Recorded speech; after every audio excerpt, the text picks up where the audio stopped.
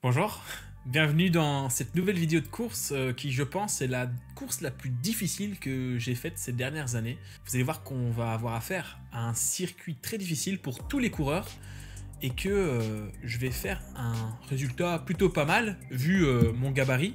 Pour ceux qui ne me connaissent pas, je suis Alexandre, je suis un cycliste amateur et je vous présente sur cette chaîne YouTube un petit peu mes entraînements. Je vous présente également mes compétitions, c'est le cas aujourd'hui, et un petit peu les défis foufou. D'ailleurs, il y a Paris-Roubaix qui arrive la semaine prochaine en vidéo, ce sera mercredi 20h.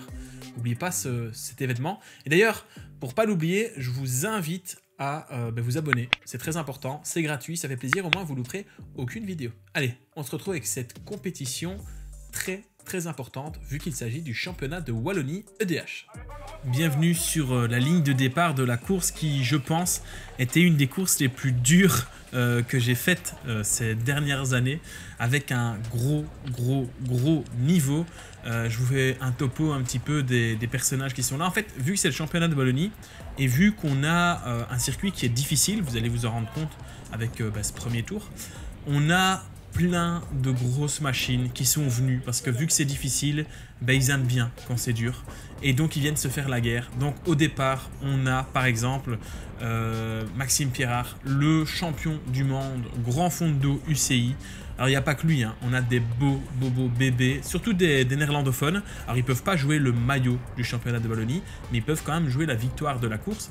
Donc pour être clair avec vous, on a une course dans la course. C'est-à-dire qu'on a la course classique avec deux catégories, les élites et les élites masters, c'est-à-dire les moins de 27 ans et les plus de 27 ans, donc ceux qui ont entre 27 et 39-40 ans, quelque chose comme ça. Et on a une seconde course qui est la course pour le maillot de champion de Wallonie, donc qui est une région de Belgique. Et donc là, il y aura un champion de Wallonie pour les élites masters, les plus de 40 ans, et un champion de Wallonie pour les élites A+, qu'on va appeler comme ça, qui sont les espoirs, qui ont moins de 27 ans. Donc moi je suis dans la catégorie des moins de 27 ans, et on est à peu près dans ma catégorie 20-25 à pouvoir se jouer le maillot ce jour-là. Et vous allez voir qu'on va avoir une course à rebondissement. Alors déjà, information importante, on a un circuit où on a une grosse côte, vous la verrez, elle est tout à la fin. En fait, l'arrivée est au sommet de cette belle bosse avec des passages à 11%. On a ensuite, directement après cette côte, un long faux plat avec un vent très fort qui nous vient de la gauche. Donc c'est sur cette route-ci, le vent vient de la gauche en fait, et ça va vraiment rendre la course très difficile. Et on a une grosse descente, un peu sinueuse, où il y a 3 ou 4 virages. Vraiment une descente avec des passages à moins 12%, moins 13%, sinueuse, où globalement on roulait entre 45 et 70 km/h. Donc c'était voilà, course un petit peu stratégique, ça vous fait un petit peu le topo. De toute façon, on va revoir ça au fur et à mesure. Il faut que vous sachiez que j'ai fait... on verra dans les stats après, mais j'ai fait mon record de watts sur 2 heures sur cette compétition et sur 8 minutes j'ai mis 440 watts. Donc c'est pas un record, mais c'est pour vous montrer la violence du départ. Donc les 8 premières minutes en fait c'est PMA, sauf que après je peux pas me reposer vu que la course continue. Alors la difficulté c'est que je fais 78 kg, 78 kg, donc pas facile pour moi ce genre de circuit. Et en plus de ça, on n'a jamais de temps de récupération, étant donné que soit c'est un faux plat exposé au vent, soit c'est la grosse bosse, soit c'est la descente où le peloton s'étire beaucoup. Donc là, on va avoir un positionnement qui globalement va donner le ton pour le reste de la course, parce que ça va être très difficile de pouvoir remonter. Alors vu que là, je suis un peu derrière, j'ai un peu galéré au début de course à mettre ma pédale, ça m'arrive globalement jamais, j'ai pas trop de soucis à mettre mes pédales habituellement, mais là peut-être la nervosité de la course, un peu de stress, voilà, enfin bref, ça arrive. Donc je vais aller me replacer, je vais profiter de certaines attaques, parce qu'il y a une échappée qui commence à se faire, et dans cette échappée, on n'a que les grosses stars qui sont à l'avant. Mais vraiment, quand je vous dis qu'on a les grosses stars, on a justement notre champion du monde UCI grand fond de dos qui est à l'avant. On a d'autres très bons coureurs néerlandophones et on a des coureurs qui peuvent me prendre le maillot. Alors, mes adversaires importants pour ce championnat, c'est évidemment Jordan Rouland, compétiteur qui vient vraiment de reprendre la compétition. Alors là, il y a une accélération, donc je refais l'effort pour poursuivre. Hein, toujours vent défavorable hein, sur ce secteur. On va prendre vent de dos au virage à droite et encore, c'est un vent de dos piégeux parce que c'est un faux plat et franchement, c'est dur. Donc, je disais, moi, mes adversaires, on a Jordan Rouland. On a également... alors attendez, parce que je ne sais plus exactement qui était au départ, j'essaye de retrouver l'information. Mais il y avait un gars que je ne connaissais pas. Ne vous inquiétez pas, j'ai bien appris à le connaître parce qu'il était très très fort. Alors il y avait aussi Florent Van Herp avec qui j'ai eu l'habitude de courir chez les jeunes. On a d'ailleurs été équipier dans notre club au Lotto VC Ardennes. On avait également des gars que je ne connaissais pas, comme par exemple Xavier Rifflard. Je ne le connaissais pas, mais vous inquiétez pas, j'ai appris à le connaître. Et on avait Benoît Louillet, que je ne connaissais pas non plus très bien, mais on va apprendre à le connaître aussi. Puis évidemment on avait Loïc Mabille, enfin bref on avait quand même pas mal de beau monde. Dans les gros coureurs, bon forcément Maxime Pirard, le champion du monde, on avait Lod Van Imp à qui il fallait faire attention, David Mott, Oxens Buntings qui est dans la catégorie juste au-dessus mais qui est sur le profil qu'il aime bien, c'est le genre de course qu'il aime bien.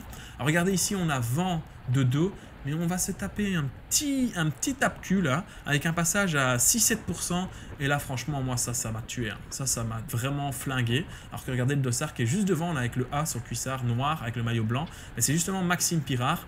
Bon, il est champion du monde UCI grand fond de dos, donc je vais pas enfin, voilà, je vous spoil, il va gagner la course, hein. Il va gagner la course, mais moi mon objectif c'est de rester placé. Je sais que c'est une course qui est très difficile pour moi, étant donné que c'est pas vraiment mon profil. Alors je vais battre mes records de watts, je m'étais préparé pour cette compétition, mais le souci c'est que c'était mon premier petit objectif de la saison, un objectif B, on va l'appeler comme ça, secondaire, mais franchement si j'avais su à l'avance le parcours, j'en aurais pas fait vraiment un objectif parce que c'était dur, mais tant mieux, il faut faire des courses dures pour progresser, et là clairement là on a bien progressé.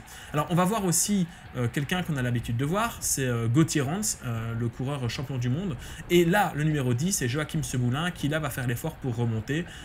C'est bien vu de sa part, moi honnêtement là je suis au taquet, hein. Là je suis pas dans un bon jour, en tout cas je suis dans un bon jour au niveau des watts, mais je ne suis pas dans un bon jour au niveau des sensations. J'ai vraiment de très mauvaises sensations, surtout en ce début de course.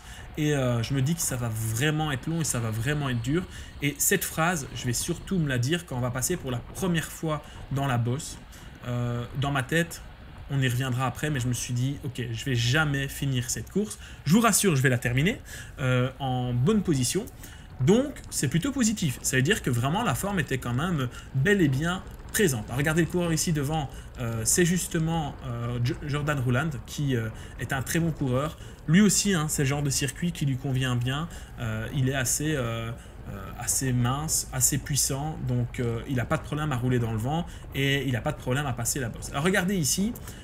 On est dans la ligne droite opposée à celle de tout à l'heure avec vent défavorable qui venait de la gauche. Là on a vent défavorable mais qui nous vient cette fois-ci, enfin il venait de la gauche tout à l'heure et il vient de la gauche maintenant. Donc en gros on a encore ici un vent défavorable. Ça commence déjà à devenir dur pour certains coureurs, vous imaginez bien.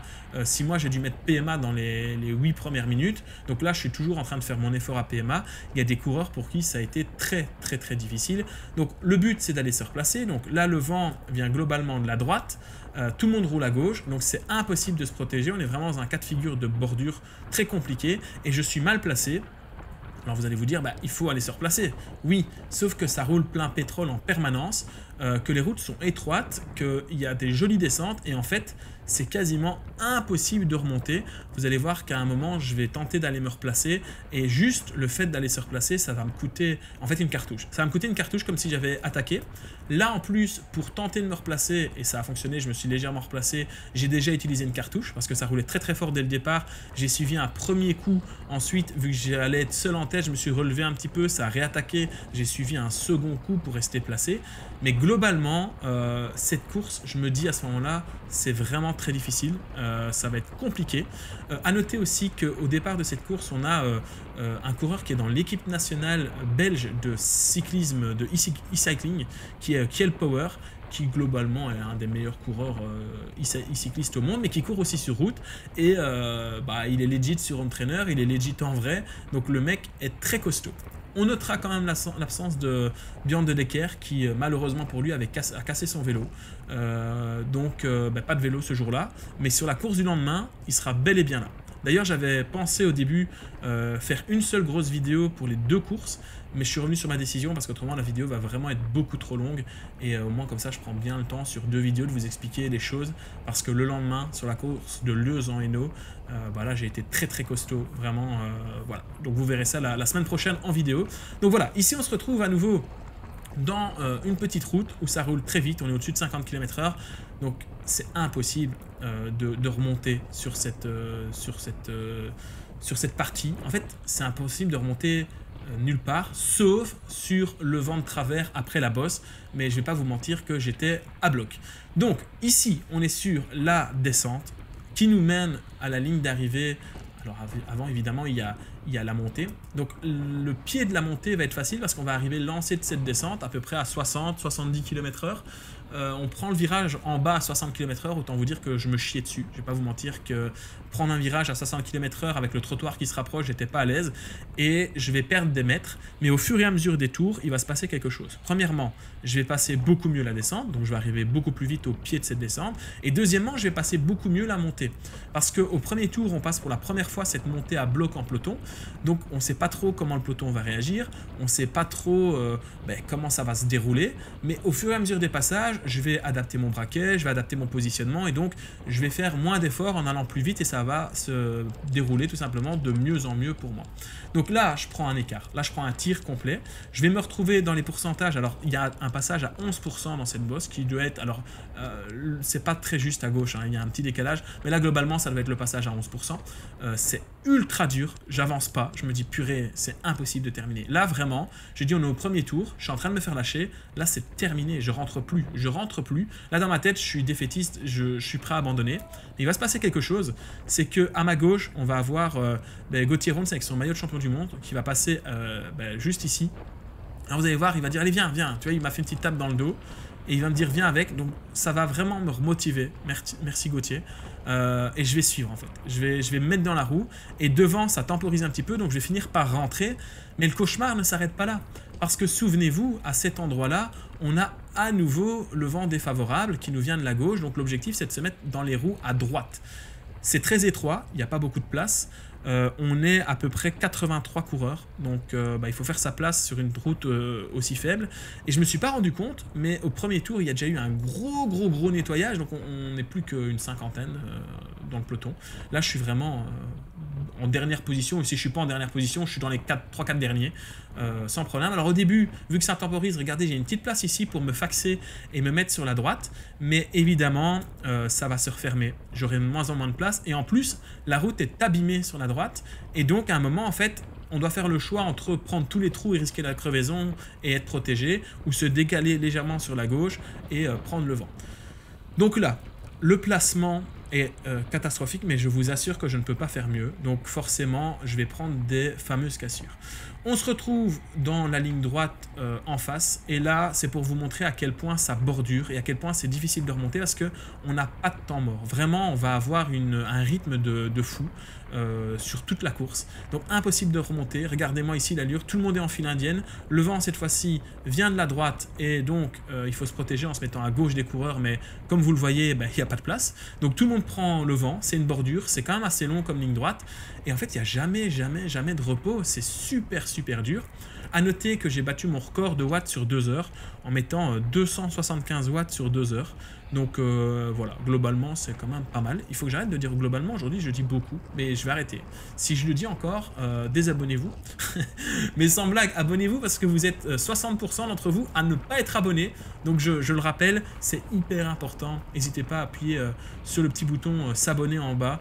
C'est gratuit et c'est énorme pour le soutien, et comme ça vous ne louperez aucune autre vidéo. Je vous rappelle qu'on a la vidéo sur la course de Leuze qui arrive, et on a la vidéo surtout sur Paris-Roubaix que vous attendez avec impatience. On se retrouve un petit peu plus loin dans la fameuse descente, dans le bas de cette descente, et vous allez voir que je l'ai remise plusieurs fois pour vous montrer à quel point je vais la passer de mieux en mieux. Alors c'est pas parfait par rapport aux gens qui descendent très bien et par rapport aux grimpeurs, vous allez voir que l'enchaînement descente plus montée va être chaque fois difficile pour moi. Mais à la place de prendre un tir, comme les tours précédents, je vais basculer au sommet avec le peloton, ce qui est une bonne chose parce que je suis directement dans les roues alors que le vent est défavorable et donc je serai bien à l'abri. A noter aussi que vous avez été pas mal à m'encourager dans cette montée et puis dans le vent, donc j'avais envie de rien lâcher pour ceux qui étaient venus voir la course, soit parce qu'ils avaient couru avant et qu'ils étaient là, soit certains qui se sont déplacés pour venir tout simplement me voir. Donc chouette, merci à vous, ça m'a motivé. Donc là je vais laisser le coureur qui avait fait la cassure reboucher tranquillement, d'ailleurs très fort, hein. Il a relancé là assis avec une cadence de dingue, donc enfin je dis ça mais je suis à presque 100 tours minute aussi. Et on est reparti, on se repositionne.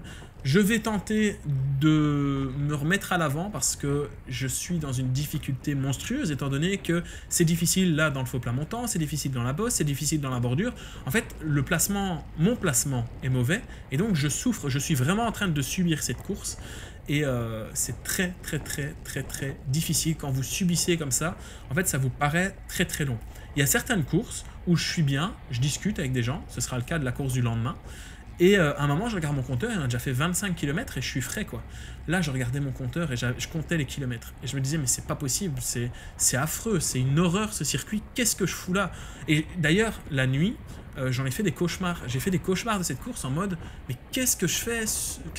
Qu'est-ce que j'ai été foutre là-bas, quoi? C'était vraiment super dur. C'était tout le temps en file indienne et à un rythme effréné. Enfin, vous vous rendez bien compte, 275 watts sur 2 heures, en sachant que, alors je vous spoil un petit peu, mais au kilomètre 41, je vais complètement exploser. Pas dans la montée, comme on aurait pu le croire, mais l'enchaînement montée, après, en fait, dans le vent, je vais complètement exploser. Et je vais jamais revenir en fait. Donc je vais pas abandonner, je vais pas rester si loin que le peloton. Enfin du peloton, je vous le conterai après, je vous raconterai ça après. Mais c'est très difficile de subir comme ça une compétition. Après à l'échauffement, je vais pas vous mentir que quand j'ai vu le circuit, je me suis dit ça va être difficile. D'ailleurs j'avais envoyé un message à coach Martial en lui disant le circuit là, ça va être tendu. Parce que Martial, je lui avais dit si je peux ramener le maillot, c'est bien. Et on n'est pas passé si loin au niveau de la place. Bon, au niveau du temps, vous vous rendez bien compte qu'en étant lâché à mi-course, j'ai pris un tir quand même. Donc je crois que j'arrive à 4 minutes au final du mec qui remporte le maillot de ma catégorie. Mais au niveau placement, je vais vous le dire, hein, je vais finir 4ème. Alors vous allez vous dire, mais comment il fait pour finir 4ème alors qu'il se fait lâcher? Parce qu'en fait, il va y avoir un fait de course que je vous raconterai tout à l'heure en studio. Parce que malheureusement, j'ai eu un problème de caméra et elle ne s'est plus jamais rallumée. Après le kilomètre 41, il n'y avait pas grand chose à montrer. Globalement, en fait, on a pris des relais et voilà, je vous raconterai ça après. Vous allez voir, c'était assez fou comme finale, donc restez bien parce que il va se passer des dingueries dans ce final de course. Alors, on se retrouve au 22e kilomètre. On va faire un petit peu une avance rapide sur cette compétition parce que en fait je souffre de manière générale. Je vais tenter d'aller remonter parce que j'ai Florent Bray qui est là à droite, hein, donc le maillot blanc et noir un petit peu devant, donc pas celui juste devant mais celui juste à droite. Il est un peu redescendu pour essayer de m'aider à remonter. Et en fait, il va regarder bien ce qui va se passer. Il va essayer de passer, c'est la bordure, ça frotte. Et en gros, il va se faire enfermer par le coureur qui est devant lui, qui va le resserrer. Donc, il va se silianer, là, hop, tu me renfermes, laisse-moi passer. Ils vont s'engueuler, l'autre avec son vélo Thompson, là, avec son QT, là, il n'était pas content. Et en fait, je crois qu'il était tellement à bloc. Regardez-moi ça, je vais prendre une petite douche, là. En fait, il y a un trou sur la droite. Et là, il veut se protéger et donc la route est en mauvais état, donc il va aller taper le trou. Et attention, ça va arriver, hein, ça va arriver bientôt. Alors moi je sais qu'il y a le trou, donc je me mets pas sur la droite et splatch. Voilà, donc j'ai été arrosé. Course terminée pour lui, je sais pas s'il a cassé un truc ou s'il a crevé. Donc Florent là va tenter de me remonter, mais moi en fait je suis au taquet, je peux pas y aller. Là j'ai vraiment les jambes qui répondent pas, donc il va remonter étape par étape tout seul, mais moi je pourrais pas le suivre. Donc on dit au revoir à Florent, qui a tenté de m'aider, mais je peux pas le suivre. En fait, globalement, j'ai dit globalement, ça y est, c'est terminé. Je peux pas le suivre. On se retrouve un petit peu plus loin. Encore une fois, hein, c'est des endroits stratégiques de la course, et pour vous montrer à quel point, quand on est dans un circuit qui nous convient pas, ou quand, tout simplement, on est mal placé, c'est très difficile, et on subit. Alors j'ai dit globalement, mais s'il vous plaît, vous ne désabonnez pas, abonnez-vous, je le répète. Donc là, ça s'étire encore très fort. Il y a un moment, mais la caméra n'était pas allumée à cet endroit-là, j'ai failli choper une mamie qui était sur le bord de la route sur la gauche. Ça bordurait très fort. Et en fait, tout le monde s'est écarté au dernier moment. Je suis passé à 3 cm d'exploser mamie sur le bord de la route. Heureusement, il ne s'est rien passé. Mamie va bien. tout le monde va bien, personne ne l'a chopé, mais je me suis dit, il y a quand même des gens qui ont vraiment confiance en la vie, parce que marcher de dos comme ça, alors qu'il y a un peloton, enfin bref, c'était hyper dangereux. Et on a eu ça aussi avec une accompagnante qui essayait de passer des bidons sur la gauche de la route, alors qu'il y avait un vent défavorable aussi, et qui, elle, saute sur la route en tournant le dos au peloton, et qui a failli se manger aussi le peloton, tout le monde a dû faire un écart. Donc vraiment, il y a des gens qui ont vraiment confiance en la vie. Je connais des personnes qui ont mal fini, un coma, mort, parce qu'ils se sont pris un cycliste de plein fouet en course. Donc c'est pas vraiment la bonne idée. Donc quand vous allez observer des courses, soyez extrêmement prudents, parce que nous, quand on roule en file indienne comme ça, on ne vous voit pas sur le bord de la route. On ne vous voit pas apparaître, on a l'impression qu'il y a un Pokémon qui pop devant nous, et c'est parfois impossible à éviter. Voilà, encore une fois, cette descente, je vous la remets, hein, parce qu'encore une fois, c'est un passage stratégique, et je pense que c'est la dernière fois qu'on va voir cette descente avant que la caméra ne s'éteigne. Alors, le problème est résolu, mais je ne sais pas ce qui s'est passé ce jour-là. Mais vous allez voir que, alors, premièrement, ça roule moins vite que les tours précédents, et deuxièmement, je vais la passer beaucoup mieux, cette descente et cette bosse, et ça va me permettre de vraiment avoir un petit sursis, de pouvoir souffler, parce que je vais basculer vraiment là très bien avec les gars qui sont devant dans le premier groupe, donc pas d'effort inutile en haut de cette montée, et ça, je vais pas vous mentir que ça fait un bien fou. Parce que voilà, je vais même me permettre, là, le numéro 18 qui serait important pour la suite de la compétition, retenez-le, je vais me permettre de rester dans sa roue tranquillement. Les deux coureurs qui sont là, donc le coureur des deux petits formats, hein, donc le 18 et devant lui le coureur en jaune et rouge et avec le cuissard noir, ils vont être très importants pour la suite de la course. Parce que je ne le sais pas, mais en fait il y a eu énormément de lâchers, surtout dans ma catégorie, malgré le fait que le circuit ne soit pas pour moi et que je sois très lourd. Je suis très lourd pour ce genre de circuit. Après, c'est très rare d'avoir des circuits aussi difficiles. Eh ben, en fait, je vais tenir bien le choc. Et donc là, à partir de ce moment-là, dans 8 km, je ne serai plus dans ce peloton parce que, alors on n'aura pas la caméra, mais je vais exploser, vraiment arrêt moteur, ça va bordurer, je serai dans la bordure à cause du placement. Alors le placement, on peut pas dire, d'habitude je dis oui à cause du placement et franchement j'ai des regrets. Là j'ai aucun regret parce que ça roulait tellement vite que je pouvais pas me replacer, j'étais à mon niveau, j'ai tout donné et donc je ne pourrais pas revenir sur ce peloton qui est à l'avant. Je vais exploser, serrage moteur, terminé, bonsoir. Je vais complètement exploser, mais je ne vais rien lâcher parce que on a une mentalité de guerrier, on ne lâche rien. Et vraiment, je me suis dit, bah juste, Alex, là, tu fais ton entraînement tempo, endurance, et voilà, c'est bon. Tu profites. Le week-end prochain, tu pourras pas courir, donc vraiment profite, même si tu es dans un petit groupe d'attardés. Bah, essaye de profiter au maximum. Donc on se retrouve encore une fois pour la dernière fois ici dans ce vent défavorable et au tour suivant à cet endroit là, ce sera au kilomètre 41, eh ben, je vais exploser. Là, vraiment pile poil à cet endroit là au kilomètre 41, ça va rouler très très fort et je pourrai plus suivre le rythme imposé. Ce sera aussi le tour le plus rapide avec la formation de l'échappée. Dans cette échappée, on aura Maxime Pirard, Lod Vanim, David Mott, Oxens Bunting, Skiel Power, Tony Bowens, Thibaut Demode, Gauthier Rance, Mickaël Lamran, Jess Mers, et voilà. Donc une grosse échappée de 10 coureurs à l'avant, puis le peloton, et puis le groupe d'attardés dans lequel je serai. Allez, on se retrouve en studio pour que je vous raconte la fin de cette course qui était quand même bien tactique et qui était vraiment fun à suivre. Bon, vous aurez compris, je vous l'ai déjà dit, je le répète pour ceux qui n'auraient pas été attentifs, j'ai eu un problème de GoPro sur cette compétition, donc au bout de... en fait, j'ai éteint ma caméra, et en fait, quand j'ai voulu la rallumer, eh ben, impossible, c'était fini, il y a eu un problème technique qui est réglé, donc on aura les futures courses sans problème. Qu'est-ce qui s'est passé? Au kilomètre 41, j'ai complètement explosé dans une bordure sur le retour vers la ligne d'arrivée. Là où le vent venait de la droite, j'ai complètement explosé, serrage moteur. Et donc là, je me suis dit, oh là là, ça va être compliqué de finir. Sauf que je ne suis pas seul à exploser. Je vais continuer à garder un rythme quand même assez important sur toute la course. Et je vais rouler globalement à 300 watts dans mon coin. Et à un moment, j'ai rattrapé 3 coureurs exactement, dont Axel Gilsoul, et 2 coureurs qui sont de l'équipe qui s'appelle la team des copains, quelque chose comme ça, qui sont sponsorisés par les cycles Picou. Et à 4, on va se relayer. Alors, petit fait marquant de cet événement de course, c'est que Axel et moi sommes plutôt des coureurs costauds, un peu plus lourds, on fait plus de 75 kg tous les deux. Et on était avec 2 profils plutôt minces qui devaient faire plutôt 60-65 kg. Et ce qui était assez drôle, c'est que dans la montée, on avait du mal à les suivre, mais sur le plat, c'était eux qui avaient du mal à nous suivre.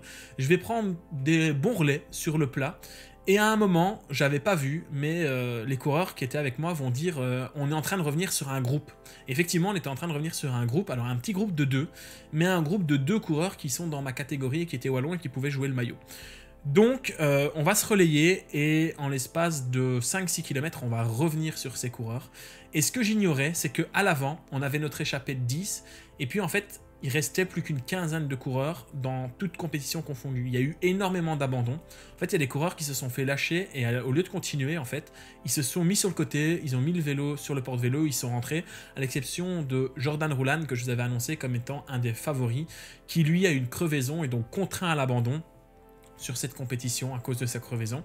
Mais ça veut dire que à force de remonter des places, à force qu'il y ait des coureurs qui se fassent lâcher, je vais finir loin, je vais finir à peu près à 9 minutes du vainqueur, donc le champion du monde UCI, Grand Fondo, Maxime Pirard, mais qui n'est pas dans ma catégorie, et je vais finir à 4 minutes du vainqueur de ma catégorie, qui est devenu champion de Wallonie, et je vais finir 4e. Donc on était une vingtaine à pouvoir avoir le maillot.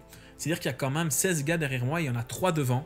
Donc je vais vous annoncer le podium, parce que il mérite, la course était tellement difficile, et puis c'est un titre, on verra ces coureurs dans le futur avec le maillot tout simplement du champion de Wallonie, donc c'est un maillot jaune et rouge avec un coq rouge. Comme en France, le symbole de la Wallonie, c'est le coq gaulois. Et donc je vais vous annoncer ce podium. Le coureur qui remporte le championnat de Wallonie, c'est Benoît Louillet, donc qui aura ce beau maillot pendant 1 an. C'était le dossard avec le numéro 90. En deuxième position, le dossard numéro 43, Xavier Rifflard. J'ai longtemps cru que c'était lui qui était champion, mais non, en fait j'avais loupé le champion actuel. Donc il fait 2e. Et 3e, c'est un magnifique retour de Florent Van Herp, avec qui j'ai eu la chance de courir chez les catégories de jeunes. Et donc coureur très costaud qui reprend, mais bon, il a toujours été costaud, donc il va continuer d'être costaud, et qui vient prendre la 3e place. Et je viens finir 4e. Alors ils vont finir la course dans le même groupe, qui est le peloton principal derrière l'échappée, qui finit la course en 2h12 et 20 minutes. Et moi je vais finir en 2h18, donc j'ai pris quand même 6 minutes. Pas 4 minutes, mais 6 minutes. Après, prendre 6 minutes, vu mon profil, vu la course, vu le vent qu'il y avait, parce qu'on avait un vent énorme, 40 km/h de vent, c'est plutôt pas mal. Donc je suis plutôt fier parce que les conditions n'étaient pas réunies pour faire un meilleur résultat. Les jambes étaient... Alors je me sentais pas bien, mais... On a vu dans les résultats en watts que c'était bien. J'ai fait vraiment un gros résultat. Donc c'est-à-dire que la forme arrive. Il faudra juste que je sélectionne peut-être un petit peu mieux mes courses pour les prochaines. Mais c'était vraiment amusant d'avoir ce genre de circuit difficile, usant. Avoir couru aussi avec des coureurs qui sont costauds. C'est pas tous les jours que vous pouvez affronter le champion du monde UCI Grand Fondo. Et je finis globalement qu'à 10 minutes de lui. Donc c'est pas mal. C'est vraiment une bonne chose, je trouve. Parce qu'on est quand même sur un gars qui a un niveau international. Et j'étais très content, voilà, de mon résultat. Et la course que j'ai faite le lendemain, qui n'était pas prévue, ça s'est vraiment bien passé aussi. Donc, comme certains l'ont remarqué et l'ont dit sur les réseaux sociaux, vous voyez que la forme augmente de jour en jour. Et donc, on espère pouvoir tenir cet objectif de remporter une course avant la fin de l'année. On est toujours en début de saison, on n'est que début avril. Donc, il y a encore énormément de courses, plus de 40 courses. Il y aura probablement moyen, sur un circuit qui nous convient, d'aller chercher une victoire. Et elle sera peut-être pour le lendemain. Je vous laisse avec ça. On se retrouve la semaine prochaine pour la vidéo de Paris-Roubaix. Ce sera mercredi 20h. On se retrouve le mercredi d'après pour une nouvelle vidéo de course. Moi, je vous l'annonce, je prends une petite pause au niveau compétition pour le moment, juste pour me préparer pour la suite de la saison. Et moi, je vous fais des gros bisous. Je vous invite à vous abonner. Ciao!